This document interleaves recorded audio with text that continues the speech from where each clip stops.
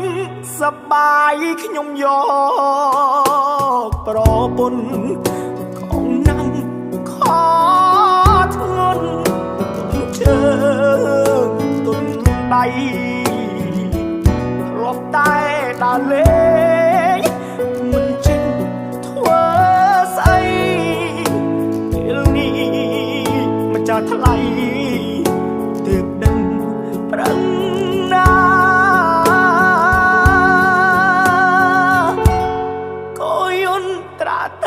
ខ្ញុំរងជន់ពីងហាលខ្យល់ហាលភ្លៀងក្នុងស្រែចំការមុខខ្មៅឡើងជាប់ទ្រាំព្រោះអ្នកណាគឺព្រោះគ្រួសាររៀបរា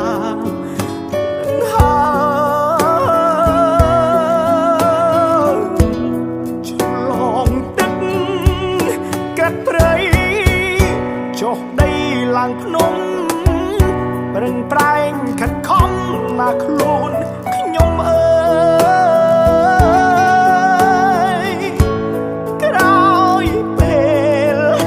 រៀបការមិនមែនស្រួលឡើយលំបាកហត់នឿយមួយចប់ទៅហើយអួយពេញសប្បាយខ្ញុំយកប្រពន្ធមិនចេះអត់ធន់ឆ្លោះគ្នារើយជីវភាពតោកយ៉ាខ្វាំងមុខខ្វាំងក្រោយជាចំមកសោយឲ្យយើងប្រាឆា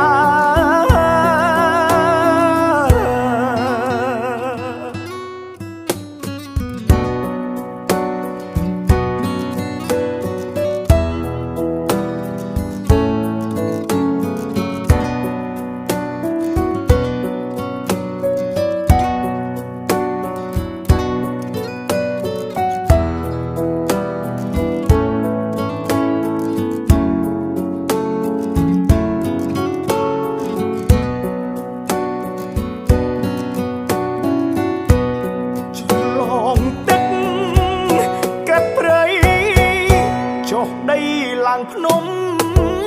ប្រឹងប្រែងខិតខំណាខ្លួនខ្ញុំអើយក្រោយពេលរៀបការមិនមែនស្រួលឡើយលំបាកហត់នឿយមួយចប់ទៅហើយអួយពេញសប្បាយខ្ញុំយកប្រពន្ធមិនចេះអត់ធន់ឆ្លោះគ្នារើយជីវភាពតោកយ៉ាខ្វាំងមុខខ្វាំងក្រោយជាចំ